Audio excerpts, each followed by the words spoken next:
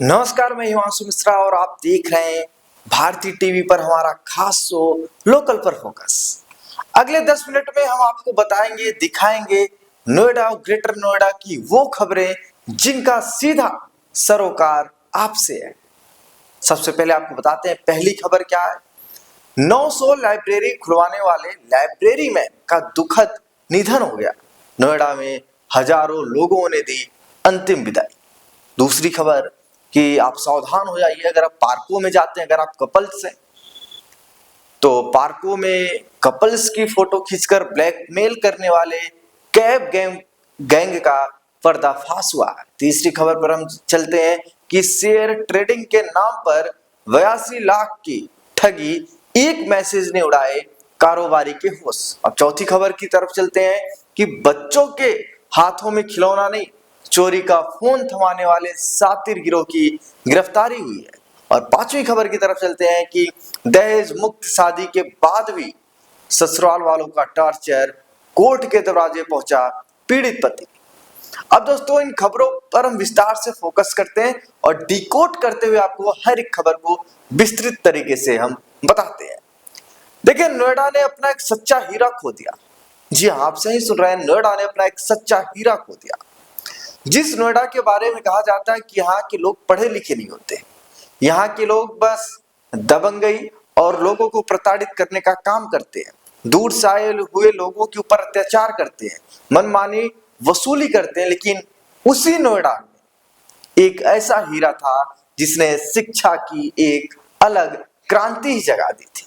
नाम रामवीर तंवर, जिन्हें दुनिया लाइब्रेरी मैन के नाम से जानती थी, लेकिन अब हमारे और आपके बीच में नहीं रहे। सेक्टर 23 स्थित उनके घर पर अचानक तबीयत बिगड़ी और 2:30 बजे हृदय गति रुकने से उनका निधन हो गया। रामवीर जी सिर्फ एक व्यक्ति नहीं, एक आंदोलन थे। 2016 में अपने गांव झुंडपुरा से शुरू हुआ यह सफर 900 लाइब्रेरी तक पहुंचा। उन्होंने उत्तर प्रदेश, हरियाणा और राजस्थान के उन गांवों में किताब पहुंचाई जहां स्कूल तक जाना मुश्किल था। उनकी 12 साल की बड़ी बेटी और परिवार के लिए यह समय बहुत कठिन है। आज नोएडा के सेक्टर 94 में हर व्यक्ति की आंखें नम थी, क्योंकि उन्होंने अपना हीरा खो दिया।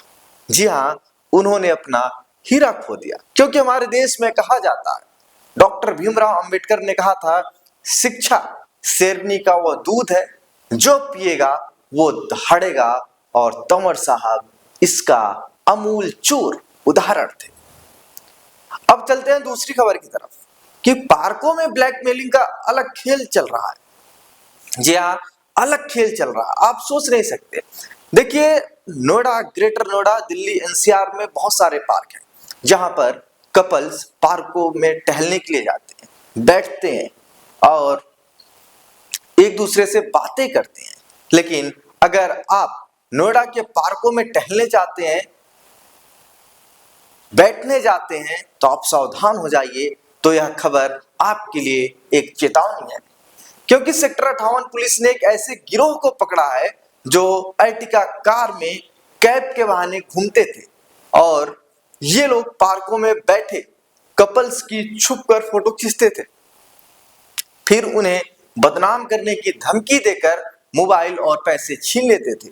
इतना ही नहीं, विरोध करने पर ये चाकू और तमंचे का इस्तेमाल भी करते थे। पुलिस ने रितेश, गजेंद्र और पवन को गिरफ्तार किया है। इन्होंने हाल ही में सेक्टर 62 में एक फूड डिलीवरी बॉय को भी लूटा था। सीसीटीवी की मदद से पुलिस इन तक पहुंचने में कामयाब रही। और दोस्तों, आप लोग सावधान रहिए, अगर ऐसी कोई हरकतें आपको दिखती हैं, कोई आपकी फोटो खींच रहा है, कोई कुछ कर रहा है, तो आप पुलिस को तुरंत इसकी सूचना दें। अब दोस्तों, हम चलते हैं साइबर ठगी की तरफ।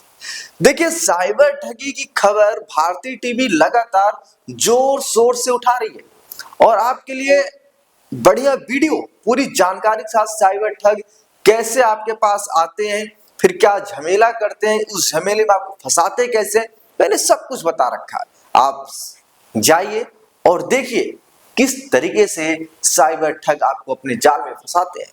लेकिन अब साइबर ठगों ने 82 लाख रुपए का चूना लगाया है।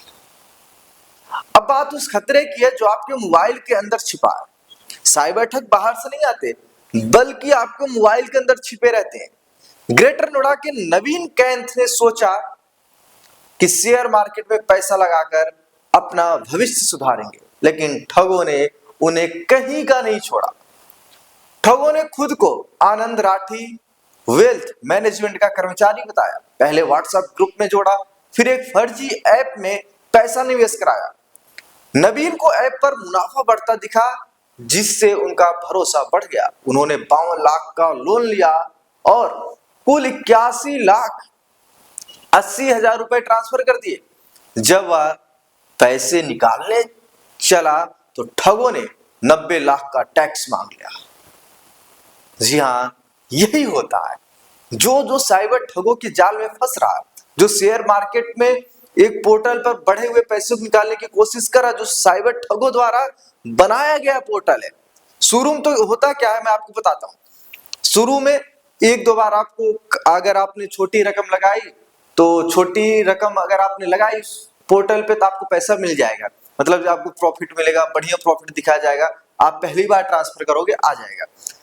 छोटी रकम ट्रांसफर करोगे तो आपका पैसा आ जाएगा, लेकिन आप सोचोगे कि 50 लाख आपने इन्वेस्ट कर दिया, अब 50 लाख हम ले लें तो नहीं आएगा। साइबर ठग आपसे संपर्क तोड़ सकते हैं या टैक्स के नाम पर आपसे मोटी रकम मांग सकते हैं। आप याद रखें कि कोई भी नामी कंपनी व्हाट्सएप ग्रुप पर निवेश की सलाह नहीं देती है और व्हाट्सएप ग्रुप पे आपको कभी भी मैसेज नहीं करेगी, आपको ग्रुप में नहीं जोड़ेगी, आपके पास पर्सनल मैसेज नहीं करेगी कि आप आके हमारे कंपनी में इन्वेस्ट करिए, कभी नहीं करेगी। आप सावधान रहिए, मैं बार बार कह रहा हूं कि आप लोग सावधान रहिए। आप जाकर भारती टीवी के यूट्यूब चैनल पे जाकर वीडियो देख सकते हैं। दोस्तों, अब ऐसी खबर की तरफ चलते हैं कि नोएडा पुलिस ने एक ऐसे गिरोह का भंडाफोड़ किया है जो समाज की जड़ों को खोखला कर रहा है। सेक्टर 63 में पकड़े गए अपराधी शिवम, बिट्टू और बॉबी नाबालिग बच्चों को लालच देकर उनसे मोबाइल चोरी करवाते थे। ये लोग शाम के वक्त फैक्ट्रियों से निकलने वाली भीड़ को निशाना बनाते थे, बच्चों को भीड़ में घुसा देते थे और पलक झपकते ही फोन गायब। पुलिस ने ऐसे 4 नाबालिग को बाल सुधार गृह भेजा है। यह हमारे समाज के लिए चिंता का भी विषय है कि कैसे बच्चों को अपराध की ओर ढकेला जा रहा है। आपको बता दें कि जब बच्चे भीड़ में घुसते हैं तो कोई इन पर शक भी नहीं करता। ये छोटे होते हैं, कभी किसी के जेब से पर्स निकाल लेते हैं या हाथ में फोन लेकर रील्स देखते हुए चलते, उनके फोन से उनको धक्का देते हैं, उनके हाथ से फोन गिरता है, तब तक फोन लेकर वो गायब हो जाते हैं। ऐसी हरकतें लगातार नोएडा में हो रही थी। अब एक और खबर की तरफ चलते हैं जो पारिवारिक विवाद और सुरक्षा की गुहार की पूरी सेगमेंट है। देखिए, यह मामला ग्रेटर नोएडा के बिसरख से आया है। अविनाश तोमर नाम के युवक ने अपनी पत्नी और ससुराल के 11 लोगों पर गंभीर आरोप लगाए हैं। अविनाश का कहना है कि उन्होंने दहेज रहित शादी की थी, मतलब एक भी रुपया दहेज में नहीं लिया था, एक भी रुपया दहेज में नहीं लिया था, लेकिन अब उन्हें आर्थिक लाभ के लिए प्रताड़ित किया जा रहा है। उन पर जानलेवा हमला भी हुआ है। कोर्ट के हस्तक्षेप के बाद बीटा 2 पुलिस ने मुकदमा दर्ज किया है। दोस्तों, हमारे समाज में कहा जाता है कि दहेज नहीं लेना चाहिए। अब बताइए, अविनाश तोमर नाम के युवक ने दहेज भी नहीं लिया और दहेज नहीं लिया, फिर भी ससुराल वालों ने अविनाश तोमर को प्रताड़ित कर रहे हैं। क्या ये सभ्य समाज के लिए सही है? मतलब हमारा समाज अगर सभ्यता की ओर आगे बढ़ता है, सभ्य बनने की तरफ आगे बढ़ता है, तो हमारे समाज में कुछ ऐसे लोग हैं जो समाज, मतलब उस व्यक्ति को जो एक सही कदम पर चल रहा, उसको उस कदम पर चलने ही नहीं देते, उसके मार्ग पर न जाने कितनी बाधा उत्पन्न करते हैं। तो दोस्तों, ये थी नोएडा और ग्रेटर नोएडा की वो खबरें जो आज चर्चा में रही। शहर में अपराध बढ़ रहा है, इसीलिए सतर्क रहें। साइबर ठगों और ब्लैकमेल करने वाले गिरोहों से सावधान रहें।